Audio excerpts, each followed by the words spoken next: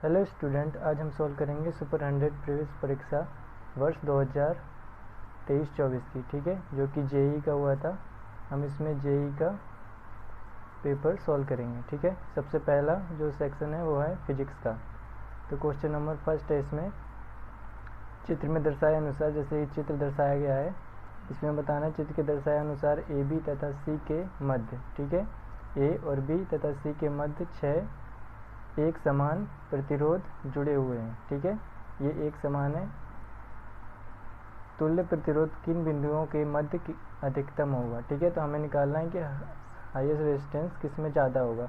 हम जानते हैं पैरेलल में जब होते हैं, जैसे सबसे पहले हम निकालते हैं आर इक्विवेलेंट। पैरेलल में क्या होता है, सबका 1/r 1/r2 1/r3 ये सब पैरेलल का फॉर्मूला होता है। ठीक है, सबसे पहले हम निकालते हैं बी से सी के बीच में जो इक्विवेलेंट रेजिस्टेंस होगा वो कितना होगा। ठीक है, तो यहाँ पे तो आर तीनों रेजिस्टेंस सेम है, तो आर इक्विवेलेंट कितना हो जाएगा, यहाँ पे एलसीएम ले लेंगे इन तीनों का, तो आर और ऊपर 3, तो 3/r, इनको क्रॉस मल्टीप्लिकेशन करेंगे तो आर इक्विवेलेंट कितना आ जाएगा हमारा, आर इक्विवेलेंट आ जाएगा r/3। ठीक है, तो बी सी का कितना आ गया हमारे पास इक्विवेलेंट r/3। ऐसे ही अब हम ए सी का निकालेंगे, तो ए और सी, ठीक है, हमें ए और सी का निकालने, दोनों भी पैरेलल में है तो इन दोनों का भी सेम ही होगा, 1/r प्लस 1/r तो 2/r हो जाएगा। तो इनको क्रॉस मल्टीप्लिकेशन करेंगे तो इसका क्या हो जाएगा, R equivalent is equal to 2/r। ठीक है, अब यहाँ से हम ए बी का तो हमें पता ही है, सिंपल सा कि आर ही है। ठीक है, तो जो r/3 है वो डिवाइड बाई 3 है, आर जो हमारे इक्विवेलेंट बी सी के इक्वल है ये डिवाइड बाई 3 है।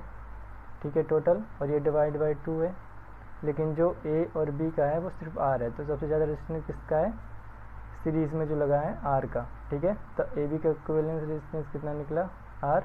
तो maximum resistance between A and B, जिसका ऑप्शन नंबर ए क्या होगा, करेक्ट होगा। ठीक है, इसके बाद क्वेश्चन नंबर सेकंड है, इसमें हमें बताना है कि बिंदु ए तथा बी के विद्युत विभव क्रमशः 10 वोल्ट तथा 100 वोल्ट हैं। ठीक है, तो पोटेंशियल डिफरेंस दे रखा है, एक क्यू आवेश को ए से बी तक ले जाने में किया गया कार्य 18 जूल है, तो क्यू का मान ज्ञात कीजिए। ठीक है, तो हमें वैल्यू ऑफ क्यू निकालनी है।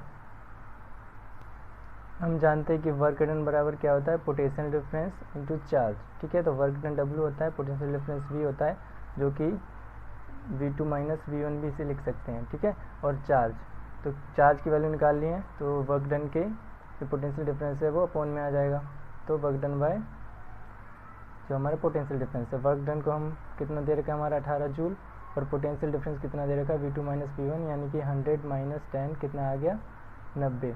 ठीक है, वोल्ट। तो हमें Q निकालना है, तो हमने फॉर्मूला तो यहीं बना लिया था Q का, क्या होता है work done upon potential difference. तो वर्क डन हमारा कितना 18 और पोटेंशियल डिफरेंस 90, तो 18 पंचे 90 होता है, तो कितना आ गया Q का मान 0.2 कूलम। इसका ऑप्शन नंबर जो बी होगा वो क्या होगा, करेक्ट होगा। ठीक है, इसके बाद हम नेक्स्ट क्वेश्चन नंबर 3 है, इसे सॉल्व करते हैं। क्वेश्चन नंबर 3 क्या है, एक नीलम का अनुमानित अपवर्तनांक 1.8 है। ठीक है, तो प्रकाश के वेग में अनुमानित प्रतिशत कमी, ठीक है, कितनी होगी जब प्रकाश नीलम में प्रवेश करता है। जैसे एक हम स्लैब में पढ़ते हैं ज़्यादातर, जैसे प्रकाश यहाँ से वैक्यूम से या फिर वायु से जब इसमें जाता है तो उसकी क्या होती है, स्पीड डिक्रीज हो जाती है, कुछ जो रिफ्लेक्शन होता है वो क्या होता है, डिफ्लेक्ट हो जाता है, और उसकी स्पीड क्या होती है, कम हो जाती है। तो हमें पता है कि जो हमारा रिफ्रैक्टिव इंडेक्स निकालते हैं वो कितना होता है, C/V speed of light on vacuum. तो हमने V ऑफ S क्या है, स्पीड ऑफ लाइट इन सेफीर। ठीक है, सेफीर में निकालेंगे, जो कि हमारे एक माध्यम दे रखा है। उसके बाद V जो कि वैक्यूम है, अपॉन में इसका रिफ्रैक्टिव इंडेक्स कितना है हमारे पास 1.8, जहाँ पे V क्या है, speed of light in vacuum है। ठीक है, हमें डिक्रीज निकालना है, तो V of X minus V upon में मल्टीप्लाई बाय 100। ठीक है, तो यहाँ पे V अपॉन में 1/1.8, जो कि हमारा इस VS का वैल्यू हमने यहाँ से पुट कर दिया इस पर, और V/V, तो इनका एलसीएम लेंगे, यहाँ पे कुछ नहीं तो 1 होगा, तो 1.8 क्या हो जाएगा इसका एलसीएम। ठीक है, और ये तो सेम ही होगा, और माइनस इसको 1.8 से क्या करना पड़ेगा, मल्टीप्लाई। ठीक है, अपन में भी यहाँ पे मल्टीप्लाई में हो जाएगा, डिवाइड है तो, और मल्टीप्लाई बाय 100। ठीक है, अब इसे सिंपल से सोल्व कर लेते हैं। तो एक बी में से 1.8 बी जाएगा तो कितना बचेगा 0.8 बी अपॉन में 1.8 बी। तो यहाँ से बी से बी कैंसिल हो जाएगा और 1 पॉइंट के बाद यहाँ भी पॉइंट है और 1 नंबर के बाद यहाँ भी पॉइंट है। तो कितना बचेगा 8/18। ठीक है, ये 4/9 हो जाएगा। 100 को 4 से करेंगे तो 400 हो गया अपॉन में 9, तो 44.44%। नियरली कितना है, अप्रोक्सीमेटली 45% डिक्रीमेंट होगा। तो इसका जो ऑप्शन नंबर बी होगा वो क्या होगा, करेक्ट होगा। उसके बाद क्वेश्चन नंबर 4 है, इसमें बताना कि एक कांच की पट्टी की सतह से प्रकाश से आंशिक परावर्तन तथा अपवर्तन होता है। ठीक है, यदि आपतन कोण आई बराबर कितना दे रखा है 4.3 डिग्री यानी 43 डिग्री तथा अपवर्तन कोण जो हमारा रिफ्लेक्टिव रे होता है एंगल वो कितना दे रखा है 25 डिग्री है। तो परावर्तित किरण और आपतित किरण का अपवर्तित किरण से विचलन कोण क्रमशः डैश होगा और डैश होगा, ये हमें निकालना है। ठीक है, तो हमें इसका डायग्राम दे रखा था, जैसे इंसिडेंट एंगल है, ये इंसिडेंट रे है। ठीक है, और ये रिफ्लेक्टेड रे है। इन दोनों के बीच में अगर नॉर्मल ये हमें दे ही रखा है क्वेश्चन में, तो जैसे ये एंगल आई हो गया और ये एंगल आर हो गया, तो ये क्या होते हैं, इक्वल होते हैं। तो ये 43 डिग्री है तो ये भी 43 डिग्री ही होगा। ठीक है, दोनों का मिला कितना हो जाएगा 86, और टोटल कितना होता है ये 180 होता है। ठीक है, जो भी सरफेस होता है। तो 180 में जैसे हमें एंगल एक्स निकालना है तो क्या करेंगे 180 माइनस ये दो एंगल को एक साथ मल्टीप्लाई कर देंगे 43 से, तो 86 आ जाएगा। तो 94 डिग्री हमारे पास एक्स आ गया। ठीक है, अब वाई हम जानते हैं कि जैसे ये रिफ्लेक्टेड रे है, इंसिडेंट रे है।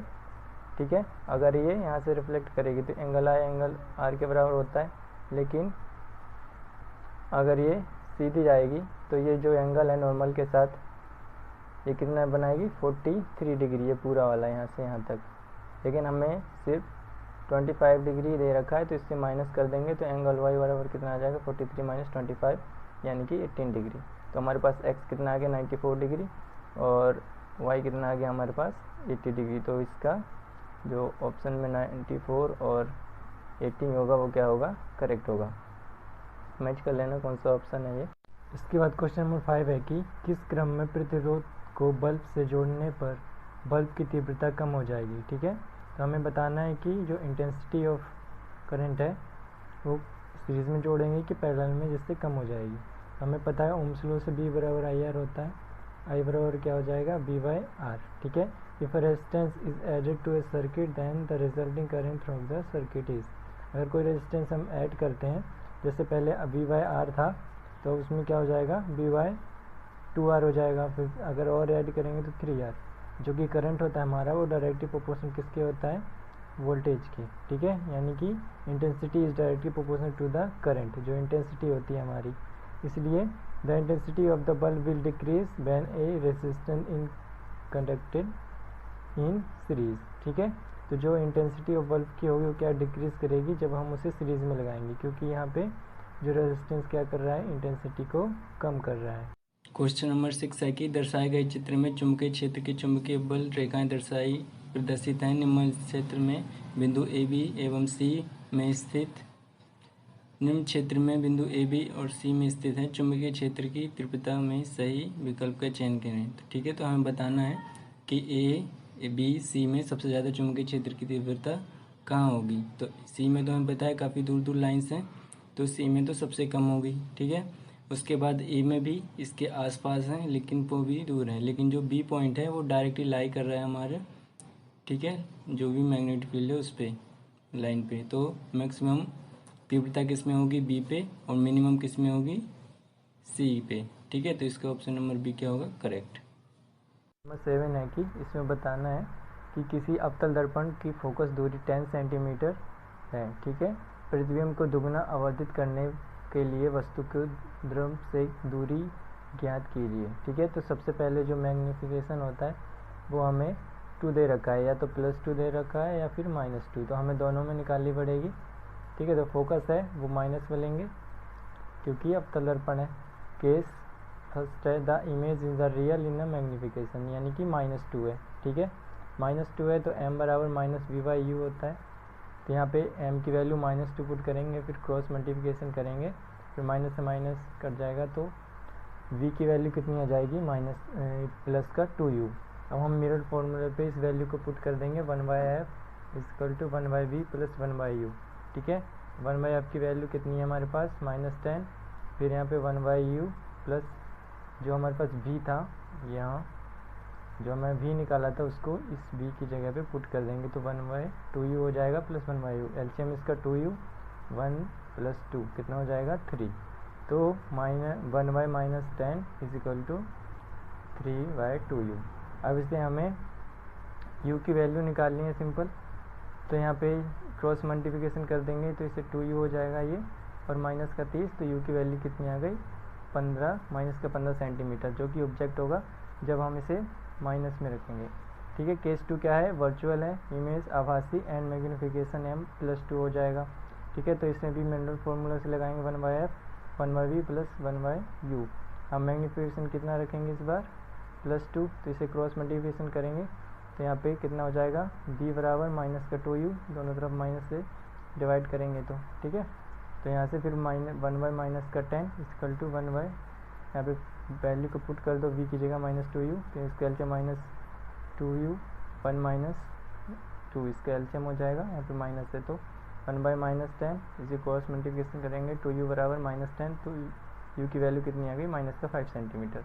ठीक है, तो या तो इसे हम -15 सेंटीमीटर पर रखेंगे या फिर -5 सेंटीमीटर पे। ठीक है, तो इसका ऑप्शन नंबर जो है वो क्या होगा, डी क्या होगा करेक्ट। इसके बाद क्वेश्चन नंबर 8 है कि अधिकांश अपवर्तना पर होता है, डैश पर होता है जब प्रकाश आँख में प्रवेश करता है। ठीक है, तो ये जैसे अच्छा सुंदर नहीं है, जैसे ये हमारी जो आँख है उसका चित्र है, जो रे ऑफ लाइट आती हैं, ठीक है, वो कॉर्निया से रिफ्लेक्ट होती हैं। ठीक है, फिर वो हमर में जाती हैं, उसके बाद वो सीधा रेटिना पे जहाँ पे प्रतिबिंब बनता है, फिर वहाँ पे सिग्नल से हमारे ब्रेन तक पहुँचती है। ठीक है, और बीच में कच्चा द्रव होता है। तो जो रे ऑफ लाइट है वो सबसे पहले किस में इंटर करती हैं, कॉर्निया पे। तो अधिकांश अपवर्तन जो होता है वो कहाँ होता है, आउटर सरफेस ऑफ कॉर्निया। ठीक है, तो आउटर सरफेस ऑफ कॉर्निया पे होता है, तो इसका ऑप्शन नंबर सी क्या होगा करेक्ट।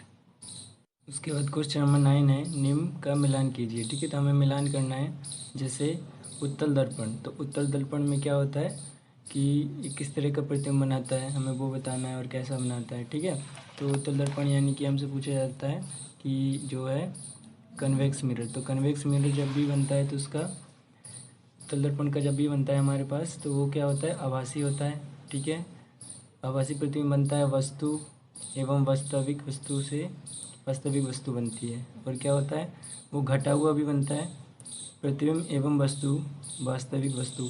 ठीक है, जैसे यहाँ पे है, जैसे यहाँ पे एक वस्तु रखें हम, कोई भी ऑब्जेक्ट, तो उसका क्या बनता है, छोटा और आभासी बनता है। ठीक है, तो यही है। उसके बाद सेकंड है अवतल दर्पण, यानी कि अब हमें बताना है कि जो कनकेव मिरर होता है, तो ये कनकेव मिरर इस तरह का होता है।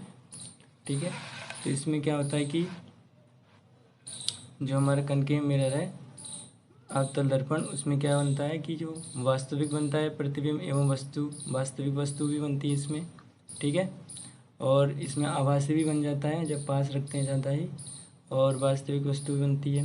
उसके बाद इसमें आवर्धित प्रतिबिंब एवं वास्तविक वस्तु आवर्धित भी बनता है, और उसके बाद घटा हुआ प्रतिबिंब भी बनता है। जैसे जैसे हम इसे इन्फिनिटी पे रखेंगे तो छोटा हुआ प्रतिबिंब भी बनता है। ठीक है, एवं वास्तविक, तो इसमें क्या होंगे PQRS, इसमें सारे के सारे सही होंगे। उसके बाद ऑप्शन नंबर सी है, नहीं, इसमें तीसरा है अवतल लेंस।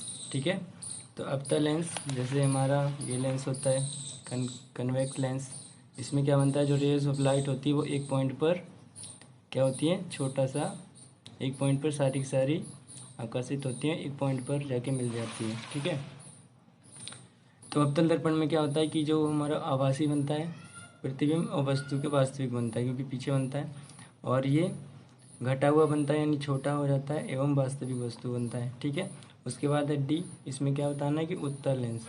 ठीक है, उत्तल लेंस इस तरह से होता है, इसमें क्या होता है, जो भी रे ऑफ लाइट होती है वो फैल जाती हैं। ठीक है, जैसे टॉर्च में होता है। तो इसमें क्या बनता है कि वास्तविक प्रतिबिंब एवं वास्तविक वस्तु भी बनती है, आभासी प्रतिबिंब एवं वास्तविक वस्तु भी बनती है। ठीक है, अवर्धित प्रतिबिंब और एवं वास्तविक वस्तु भी बनती है, और घटा हुआ प्रतिबिंब एवं वास्तविक वस्तु भी क्या होती है, इसमें बनती है। तो इसका ऑप्शन नंबर क्या हो जाएगा, जो ए का ये, बी का पी क्यू आर एस, और सी का क्यू एस, और डी का क्या हो जाएगा, पी क्यू आर एस। ठीक है, तो इसका जो ऑप्शन नंबर डी क्या होगा, वो क्या होगा, करेक्ट होगा। उसके बाद हमारे पास क्वेश्चन नंबर अगला है कि हमें इसमें बताना है कि एक अवतल दर्पण की फोकस दूरी ज्ञात करने के प्रयोग में ध्रुव से वस्तु की दूरी x तथा प्रतिबिंब की दूरी y के बीच ग्राफ होगा, तो चित्र में दिखाया गया है। ठीक है, तो जैसे कोई भी, ये हमारा अवतल दर्पण है। अब जैसे जैसे हम वस्तु को दूर है तो प्रतिबिंब कहाँ बनेगा, फोकस पे बनेगा, पास बनेगा। ठीक है, और जैसे जैसे पास आते जाएंगे तो, ठीक है, जैसे जैसे हम पास आएंगे तो प्रतिबिंब हमारा दूर बनते जाएगा। तो इसमें जैसे यहाँ पे y क्या है, x क्या है, x तथा प्रतिबिंब की दूरी, हमारे पास प्रतिबिंब y है और जो वस्तु है वो x है, तो x पास है तो प्रतिबिंब क्या बनेगा, इसका बहुत दूर बनेगा इन्फिनाइट पे। तो इस तरह का ग्राफ क्या होगा, हमारा बनेगा। तो ऑप्शन नंबर सी क्या होगा, करेक्ट। उसके बाद क्वेश्चन नंबर 11 है, इसमें बताना है कि यदि अपतित किरण को स्थिर रखते हुए दर्पण को थीटा कोण से घुमाया जाता है तो परावर्तित किरण किस कोण से घूम जाएगी। ठीक है, हमें रिफ्लेक्टर रे निकालनी है कि वो किस कोण से। जैसे मान लो पहले ये था हमारा सरफेस जहाँ पे इंसिडेंट कर रही है आई और रिफ्लेक्ट कर रही है आर। अब हम इस सरफेस को थीटा डिग्री, ऐसे पहले इस तरह से था, अब थीटा डिग्री से घुमा दिया, तो जो हमारी रिफ्लेक्टर रे थी वो भी थीटा डिग्री घूमेगी, तो वो इधर आ जाएगी। ठीक है, तो वो कहाँ जाएगी, इधर। ऐसे ही जो हमारा नॉर्मल था पहले इस तरह से था, अब सरफेस थोड़ा सा घुमा है तो सरफेस भी, नॉर्मल भी हमारा रोटेट कर जाएगा। ठीक है, तो पहले नॉर्मल अगर थीटा डिग्री रोटेट करेगा तो हमारी रिफ्लेक्टेड रे भी थीटा डिग्री रोटेट करेगी। ठीक है, तो जो न्यू रिफ्लेक्टेड रे होगी वो क्या हो जाएगी, 2 थीटा डिग्री रोटेट कर जाएगी। ठीक है, तो इसका क्या हो जाएगा, 2 थीटा। ऑप्शन नंबर डी क्या होगा, करेक्ट। उसके बाद क्वेश्चन नंबर 12 है, इसमें बताना है कि 300 एंगस्ट्रॉम तरंग दैर्घ्य वाली प्रकाश की किरण की आवृत्ति क्या होगी। ठीक है, तो हम पता है फ्रिक्वेंसी बराबर सी बाई लैम्डा होता है। ठीक है, वेवलेंथ, तो प्रकाश की चाल कितनी होती है, 3 × 10⁸, और हमारे पास जो वेवलेंथ दे रखी है वो कितनी दे रखी है, 3000 × 10⁻−10। ये एंगस्ट्रॉम को हटा के हमने -10 लगाया है। ठीक है, उसके बाद हमें फ्रिक्वेंसी निकालनी है, तो इसे सॉल्व कर लेंगे, इससे ये कट जाएगा, यहाँ पे 1 आ जाएगा, तो यहाँ पे 10⁻³ लिख सकते हैं इसे, 1000 को। ठीक है, फिर ये +3 है और -10 है, तो माइनस का 7 हो जाएगा, ऊपर जाके प्लस का 7। ठीक है, तो कितना हो जाएगा, फ्रिक्वेंसी हमारी आ गई 10⁻⁵ साइकिल पर सेकेंड। साइकिल पर सेकेंड को क्या कहते हैं, हर्ट्ज। ठीक है, इसका ऑप्शन नंबर सी क्या होगा, करेक्ट होगा। क्वेश्चन नंबर 13 है, दो पतले लेंस को जोड़ने पर उनकी संयुक्त फोकस दूरी 80 सेंटीमीटर है। यदि एक लेंस की फोकस दूरी 20 सेंटीमीटर है तो लेंस की शक्ति ज्ञात कीजिए। ठीक है, तो हमें क्या निकालनी है, पावर ऑफ लेंस निकालनी है। तो हमें लेंथ ऑफ कॉम्बिनेशन दे रखा है 80 सेंटीमीटर, एफ है। Focal length of one lens F2 दे रखी है 20 सेंटीमीटर। फोकल लेंथ निकाली हमें फर्स्ट की, तो 1/f1 + 1/f2 = 1/f। F2 यहाँ प्लस है, राइट से जाएगा माइनस हो जाएगा। ठीक है, तो वैल्यू पुट कर देंगे, 1/80 माइनस प्लस का 1/20, तो एलसीएम कितना हो जाएगा, 80। तो इसको सॉल्व करेंगे तो 1 - 4, ठीक है, 20 चौक 80 होता है, तो -3/80 हमारा 1/f की वैल्यू निकल गई।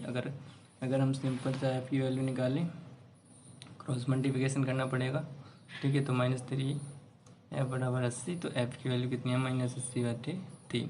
तो जो पावर होती है वो 1/, ये हमारे सेंटीमीटर में निकला है। ठीक है, उसके बाद पावर क्या होती है, 1/f, 1/f होती है, तो 1 f की वैल्यू -80/3।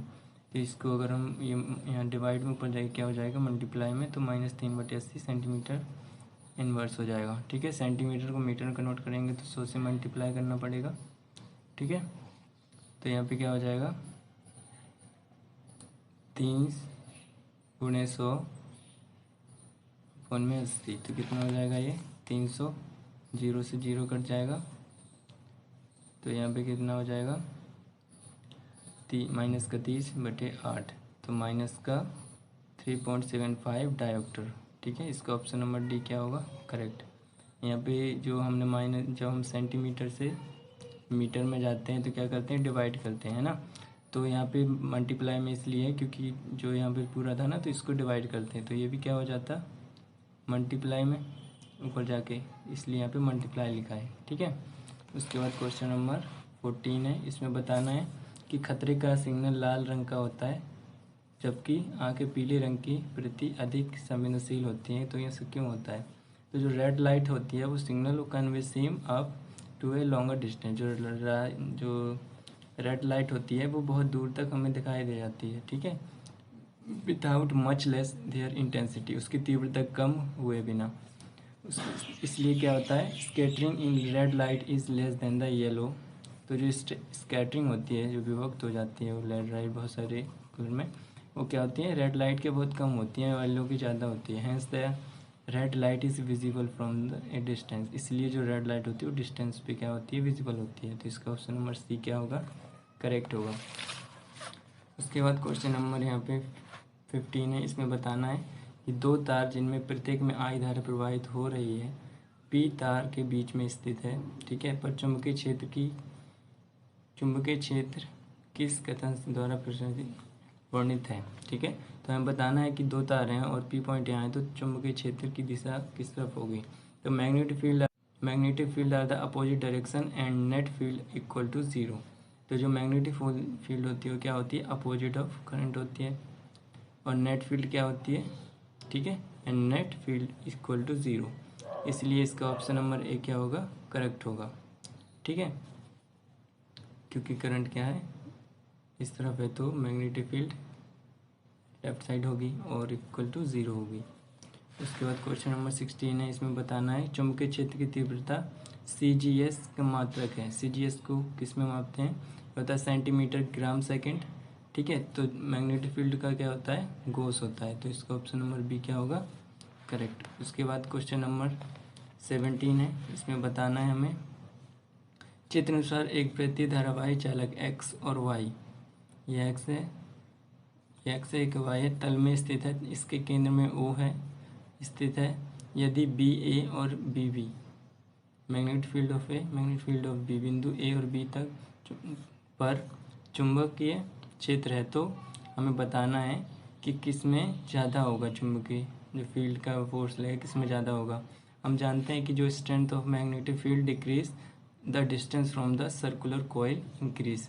जैसे जैसे ये सर्कुलर कॉइल है, जैसे जैसे इंक्रीज होगा इनका डिस्टेंस, वैसे वैसे क्या होगा, इनमें जो मैग्नेटिक फील्ड लगेगी वो क्या होगी, कम लगती जाएगी। तो सबसे पास में ए है, तो जो मैग्नेटिक फील्ड ऑफ ए है उसमें ज़्यादा लगेगी, और मैग्नेटिक फील्ड ऑफ बी है उसमें कम लगेगी। ठीक है, तो the strength of the magnetic field decrease as the distance from the circular coil increase.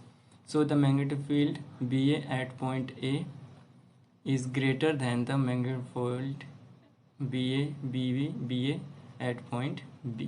ठीक है, तो magnetic field at point B क्या होगा, लेस होगा, मैग्नेटिक फील्ड BA क्या होगा, ज़्यादा होगा। ठीक है, ग्रेटर देन द, यहाँ पे B होगा एट द डिस्टेंस B। तो यहाँ पे ऑप्शन नंबर इससे क्या होगा, B करेक्ट होगा। Magnetic field of A greater than होगा मैग्नेटिक फील्ड ऑफ B। उसके बाद नेक्स्ट क्वेश्चन करते हैं। इसमें है कि पूर्व की ओर गतिमान एक आवेशित कण उत्तर की ओर निर्देशित चुंबक क्षेत्र में प्रवेश करता है और लंबवत नीचे दिशा की ओर विक्षेपित होता है। तो आवेशित कण क्या है। तो इसमें है पहले कि जो उत्तर की ओर निर्देशित होता है। ठीक है, तो उत्तर ही होता है, ईस्ट, इस तरफ जा रहा है। उसके बाद की ओर निर्देशित चुंबकीय क्षेत्र में प्रवेश करता है और लंबवत नीचे एक निर्देशित कण आवेशित कण उत्तर की ओर निर्देशित चुंबकीय क्षेत्र में प्रवेश करता है, फिर करता है और लंबवत नीचे दिशा यानी कि डाउनवर्ड नीचे की तरफ आ जाता है, में विक्षेपित करता है। तो आवेश कण क्या होगा। ठीक है, तो देखो ये नॉर्थ, जैसे कोई भी कण इधर जा रहा है तो मैग्नेटिक फील्ड हम लगा सकते हैं, तो बी की साइड, और फोर्स किसकी साइड लगेगा, नीचे की साइड। ठीक है, ये हमने पढ़ा है। तो magnetic force on a moving charge particle कितना होता है, F Q is Q into V, जो भी मैग्नेटिक फील्ड, ठीक है। तो force of moving a charge particle कितना होता है, Q इंटू बी।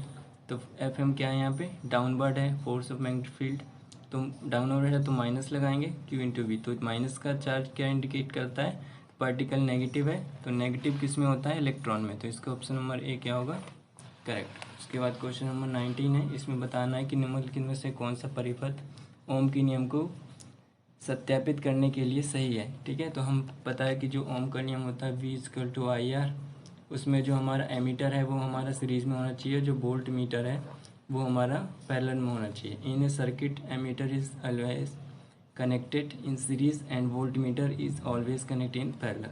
तो वो क्या होगा, इसका ऑप्शन नंबर बी क्या होगा, करेक्ट। क्वेश्चन नंबर 20 है, इसमें बताना है एक सर्किट पर विचार करें जिसमें एक प्रतिरोध मुक्त बैटरी, एक प्रतिरोध R है, ठीक है, और R के साथ समांतर में एक दूसरा प्रतिरोध जोड़ा गया है। तो पैरेलली एक प्रतिरोध है, उसके समांतर में एक प्रतिरोध और जोड़ दिया, तो potential difference will be same as the each of the equal current. Current क्या होगा पैरेलल में, कि V=IR होगा। तो total current from the battery sum, तो दो टोटल करंट निकालना है, दोनों को सम कर देंगे तो 2 वोल्ट अपॉन में R हो जाएगा। तो हम जानते हैं कि जो करंट होता है डायरेक्टली प्रोपोर्शनल टू वोल्टेज होता है, ठीक है। तो total current of draw from the battery will increase, तो क्या होगा, इंक्रीज होगा, क्योंकि पहले आई के प्रोपोर्शन सिर्फ V था, अब हम एक और कर देंगे पैरेलल में रेजिस्टेंस, तो क्या हो जाएगा, आई के प्रोपोर्शन में 2V हो जाएगा। तो क्या हुआ है, इंक्रीज हुआ है करंट, तो the total current draw from the battery will be increase, ठीक है। तो 20 तक हो गए हैं। जो भी इंग्लिश में क्वेश्चन चाहिए होंगे तो मैं डिस्क्रिप्शन में लिख दूंगा, आप वहाँ से क्या करना, पढ़ लेना इसे, ठीक है।